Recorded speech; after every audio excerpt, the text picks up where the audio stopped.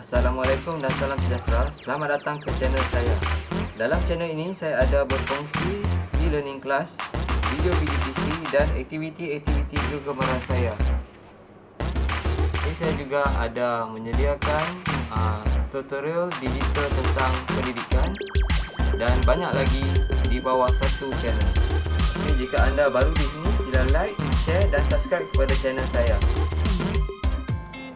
Assalamualaikum dan salam sejahtera. Kembali kita dalam Sains Komputer tingkatan 4, bab 1, tajuk Algoritma Standard Kandungan 1.2. Dalam tajuk ini kita akan belajar 1.2.1 menggunakan algoritma untuk menyatakan penyelesaian kepada masalah. 1.2.2 membina algoritma penyelesaian masalah menggunakan struktur kawalan dalam pengaturcaraan, urutan pilihan dan pengulangan. Okey, kita masuk algoritma. Apa itu algoritma? Algoritma ialah satu set arahan untuk menyelesaikan masalah. Di sini satu set arahan untuk menyelesaikan masalah. Arahan-arahan terperinci yang dapat diikuti oleh pembaca sehingga tugasan terlaksana dengan jayanya, iaitu satu bentuk algoritma dalam kehidupan harian. Dalam kehidupan seharian kita terdapat banyak contoh yang boleh dikaitkan dengan algoritma. Contoh, seorang ibu boleh merujuk arahan-arahan untuk persediaan memasak dalam buku resepi yang baru dibelinya. Algoritma dapat diperhalusi dengan menambahkan butiran. Mari kita lihat apa yang dikatakan dengan algoritma itu sendiri. Kita tengok di sini, algoritma adalah satu set arahan untuk menyelesaikan masalah. Dia adalah satu set arahan untuk menyelesaikan sesuatu masalah. Katakan masalah kita ialah menjerang air. Masalah kita adalah untuk menjerang air. Masalah kita menjelang air. Ini adalah masalah kita. Kita kena bina satu set arahan untuk menyelesaikan masalah. Kita kena binakan satu set arahan. Ini adalah tugas kita untuk bina satu set arahan. Nombor satu, apa yang kita kena buat adalah bina satu set arahan untuk menyelesaikan masalah. Masalahnya menjerang air. Arahan terperinci yang dapat diikuti oleh pembaca. Arahan ini terperinci. Mula apa yang kita kena buat? Yang pertama, yang kedua, isi air dalam cerek. Untuk memula kita kena isi air dalam cerek. Letakkan cerek di atas dapur gas, hidupkan api, tunggu sehingga air mendidih, matikan api dan tamat. Ini adalah arahan yang dapat diikuti oleh pembaca. Dah dapat dua. Kita tengok yang pertama tadi. Yang pertama dan yang kedua. Setelah itu yang ketiga adalah dapat dihalusi dengan menambahkan butiran. Dapat dihalusi dengan menambahkan butiran. Kita tengok di sini set arahan yang kita buat tadi. Apa butiran yang kita boleh tambah? Di sini apa butiran yang kita boleh tambah? Air. Isi air dalam cerek. Yang pertama, air tidak terlalu sedikit dan tidak terlalu banyak. Jadi kita kena setkan air sebanyak 1 liter. 1 liter sukatan airnya. 1 liter sukatan airnya. Lagi dalam ni kita boleh perincikan apa? Selepas mengisi air dalam cerek, kita kena pastikan cerek ditutup dengan tudungnya. Cerek ditutup dengan kemas. Cerek ditutup dengan kemas. Ini perincian yang kita buat. Kita lihat ini adalah perincian yang dihalusi. Perincian yang dihalusi untuk algoritma yang kedua. Saya bagi satu contoh saja untuk algoritma yang kedua. Algoritma yang ketiga, apa perincian yang kita boleh buat? Kita tengok algoritma yang ketiga. Letakkan cerek di atas dapur. Letakkan cerek di atas dapur. Yang pertama, pastikan cerek berada di tengah-tengah. Cerek stabil. Ini lebih baik. Pastikan cerek stabil. Lagi, apa yang kita boleh perincikan tentang cerek di atas dapur gas? Hidupkan api. Yang ketiga kita telah buat perincian, satu perincian saja. Yang halusi dengan satu saja. Yang kedua, yang keempat. Yang keempat, apa yang kita boleh buat? Yang pertama, hidupkan api sederhana.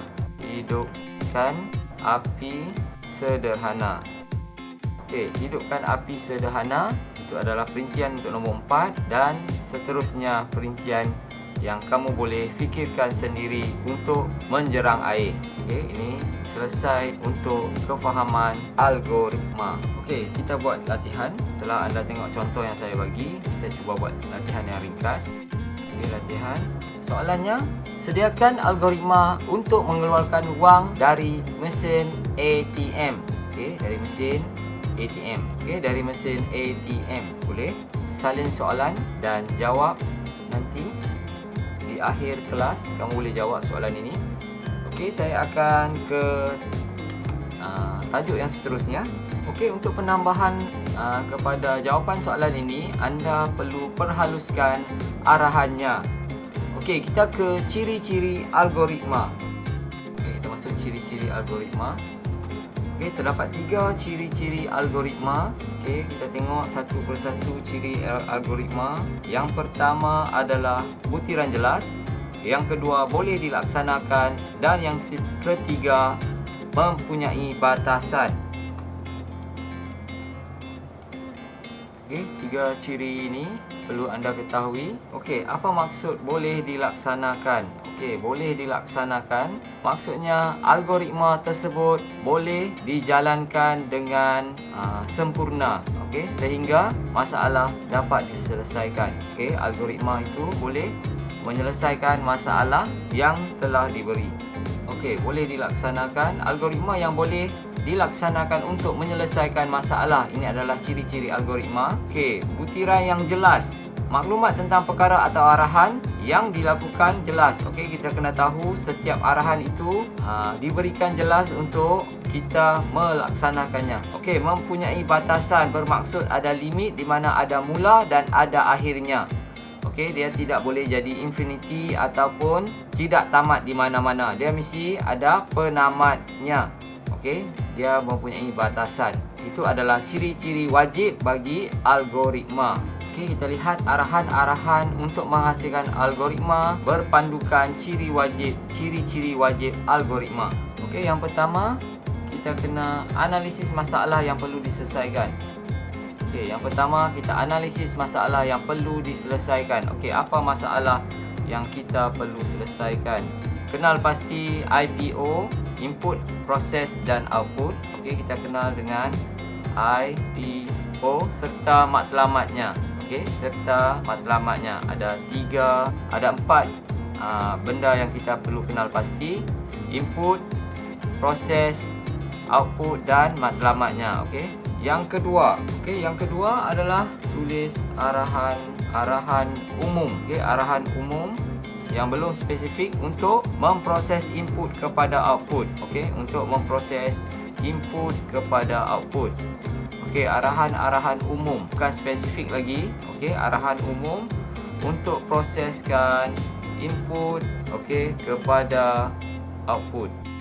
Untuk memproseskan input kepada output. Output ini adalah hasil apa yang kita nak dapatkan. Okey, ini adalah hasil daripada hasil atau matlamat akhir. Hasil atau matlamat akhir kita punya arahan. Okey, yang ketiga kita analisis setiap arahan umum untuk menilai kejelasan arahan itu sehingga boleh dilaksanakan. Okey, ini yang ketiga. Okey, setiap arahan itu dianalisis untuk menilai kejelasan arahan. Okey, untuk menilai kejelasan arahan sehingga boleh dilaksana. Okey, jika kurang jelas, kita perlu halusi arahan umum dengan menulis arahan-arahan yang terperinci. Okey, seperti yang saya tulis di di arahan di sebelah. Okey, seperti ini. Jika kurang terperinci, kita kena tambahkan perinciannya. Okey, kita kena tambahkan perinciannya seperti di sini. Isi air dalam cerek. Okey, kita tambah berapa air yang diperlukan. Cerek kena tutup dengan rapat, dengan kemas dan lain-lain. Okey. Okey, analisis setiap arahan umum untuk menilai kejelasan arahan itu sehingga boleh dilaksanakan. Okey, untuk setiap arahan terperinci, buat penilaian sama ada arahan terperinci masih perlu dihalusi atau tidak. Setiap arahan yang telah diperhalusi kejelasannya perlu kita nilai lagi supaya kita tengok boleh lagi dihalusi ataupun tidak. Okey, yang keempat kita masuk buat penghalusan bagi setiap arahan umum yang masih kurang jelas. Okey, yang keempat. Okey, dan yang kelima. Okey, dan yang kelima adalah arahan yang terakhir mestilah menghasilkan output yang dikehendaki. Okey, menghasilkan output yang dikehendaki oleh proses, dan perkara ini ialah batasan algoritma yang direka cipta. Okey, batasan algoritma yang direka cipta. Okey, batasan algoritma maksudnya dia ada mula dan akhir. Dia adalah batasan yang maksudnya kita dah sampai, bila kita dapat hasilkan output, kita dah sampai ke tamat. Okey, bila kita dah belajar algoritma mula, dia ada mula, input, kemudian kita masuk proses, output, dan kita akan tamat. Okey, tamat ni adalah batasan algoritma yang kita reka cipta. Okey, jelas setakat ni? Saya harap jelas penerangan ini. Okey, penggunaan algoritma untuk menyelesaikan masalah. Okey, kita masuk input dulu. Okey, kita masuk input. Okey, apa yang ada dalam input? Okey, apa yang ada dalam input? Okey, input, contoh yang ada dalam input yang boleh kita panggil sebagai input: teks, nombor, objek, suara. Suara juga kita boleh panggil sebagai input. Contoh seperti mekanisme yang baru, kebanyakannya guna voice recognition.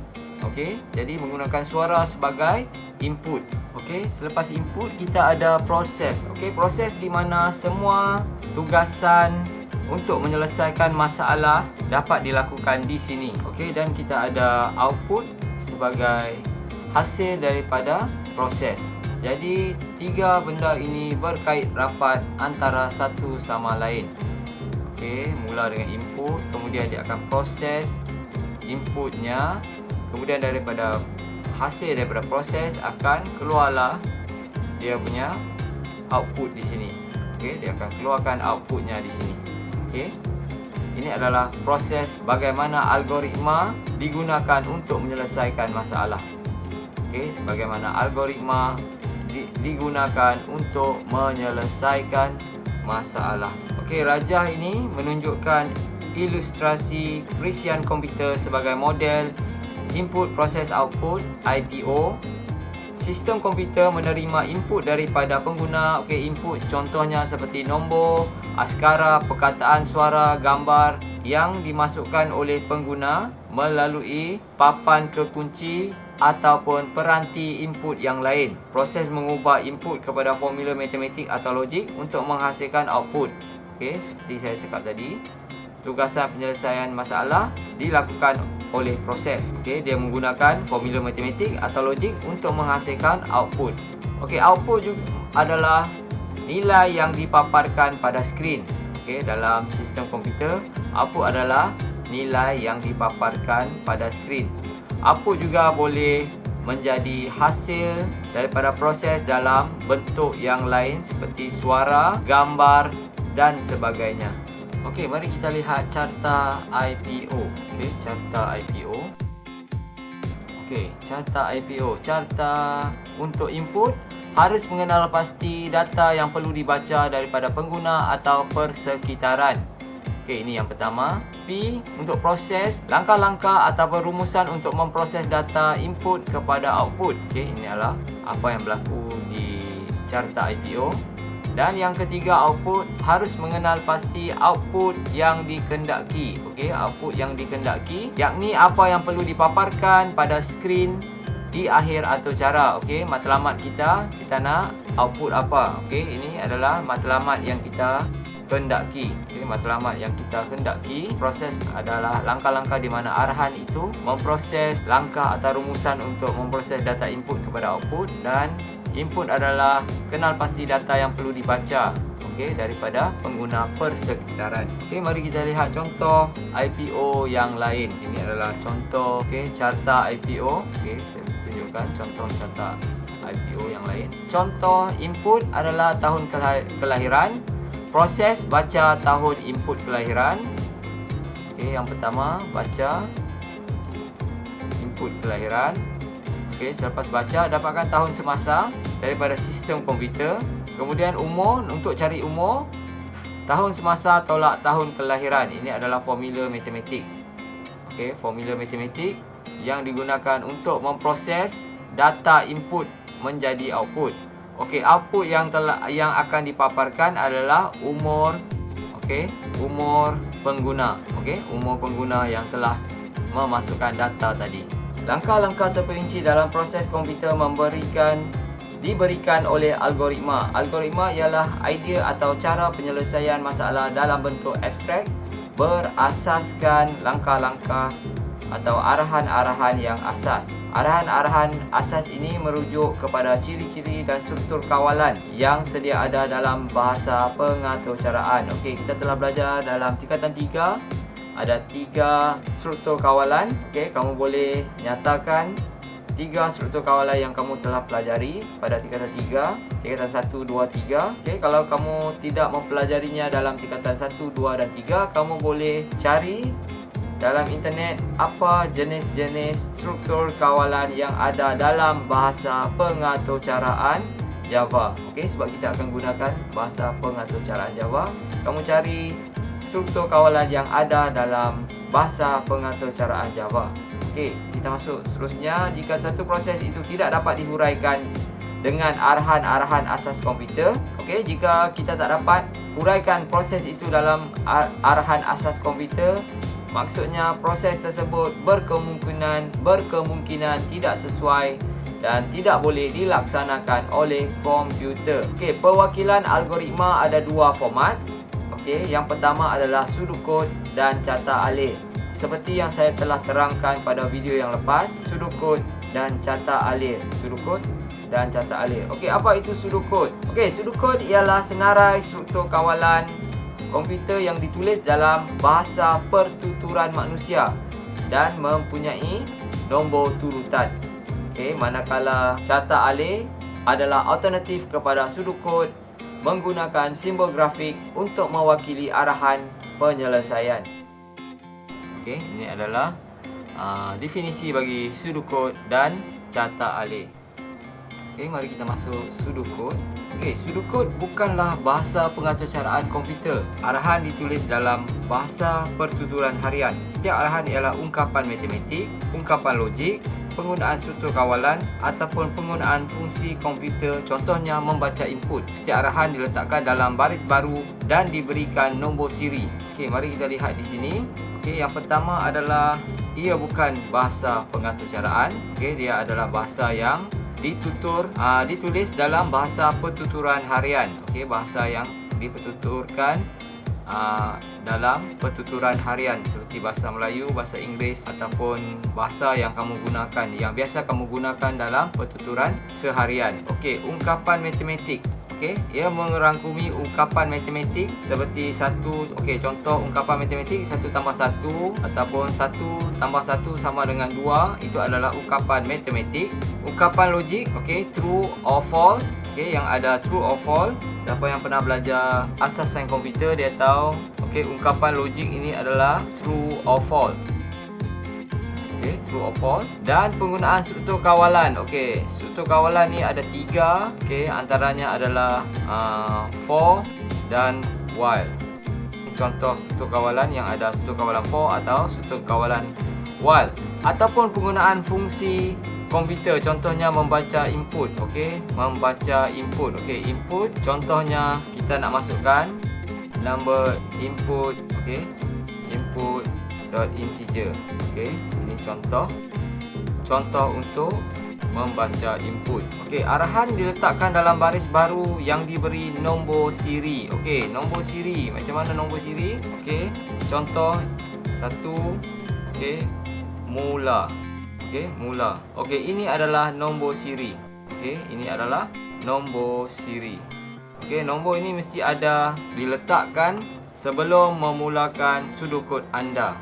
Okey, selesai untuk pseudocode ini, kita tengok bagaimana caranya untuk menulis pseudocode. Okey, mari kita lihat langkah-langkah untuk menulis pseudocode. Okey, yang mula sekali, okey, kita akan buat kenyataan mula. Okey, kita lihat langkah yang pertama, tulis kenyataan mula. Okey, di sini kenyataan mula nombor 1, tulis MULA, mula. Okey, kemudian yang ni mula, kemudian baca input. Okey, kemudian baca input.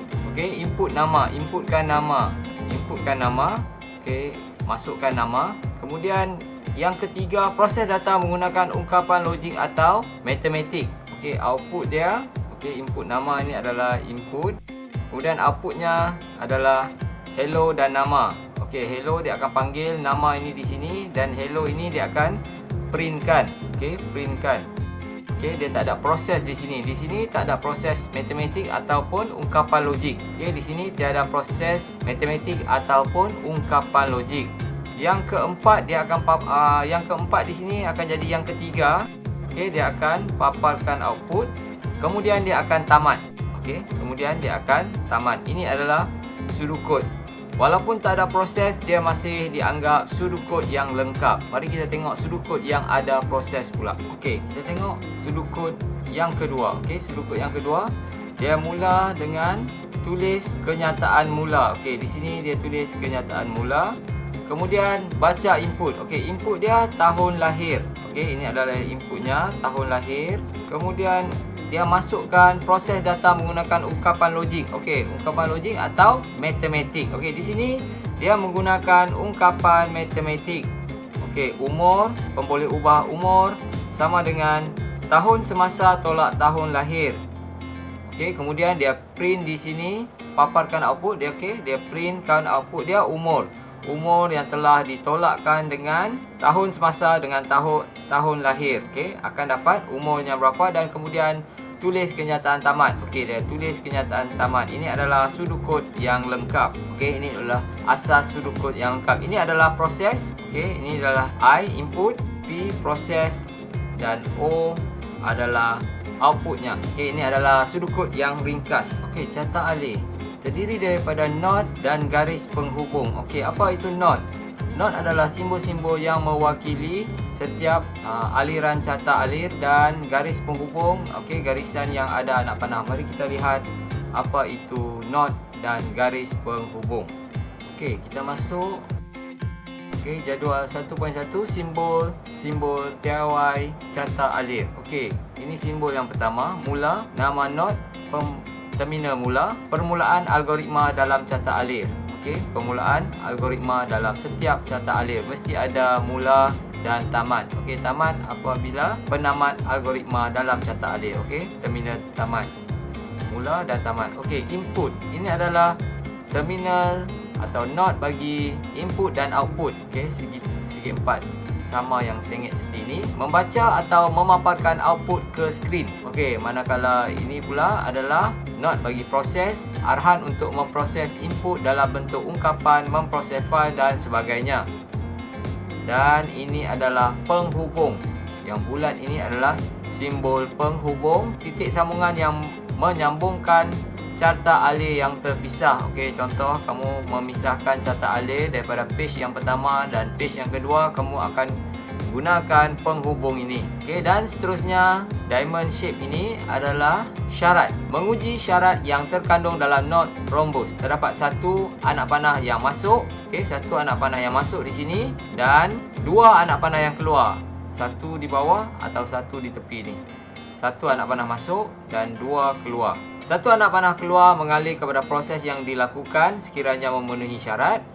Dan satu lagi anak panah keluar mengalir ke proses yang dilakukan sekiranya gagal. Okey, syarat itu gagal dipenuhi, dia akan keluar ke proses yang seterusnya.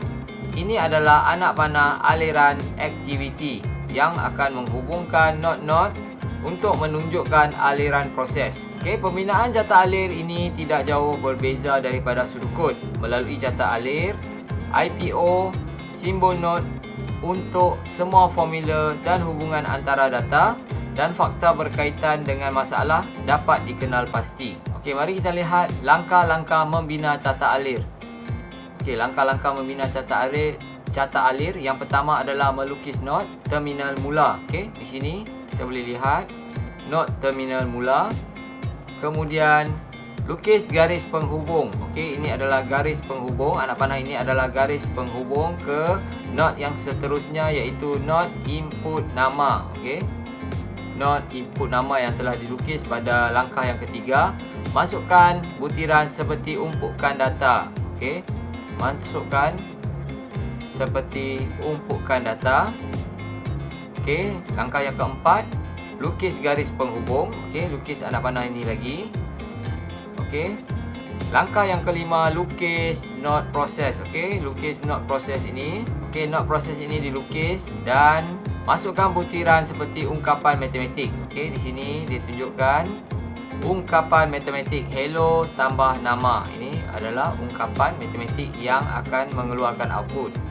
Sekiranya perlu, lukis not process atau not input lain yang diperlukan.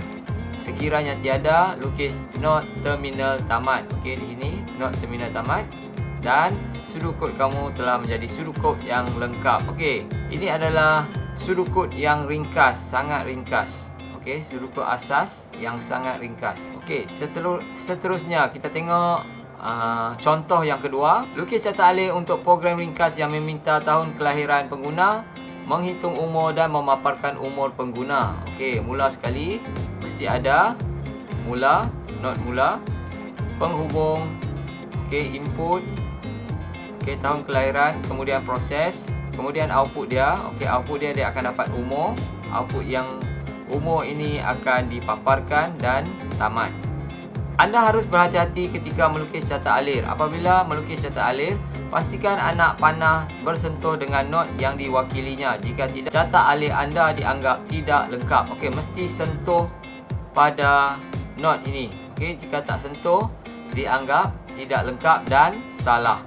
Okey, dalam peperiksaan jika kamu tak sentuh, dikira salah.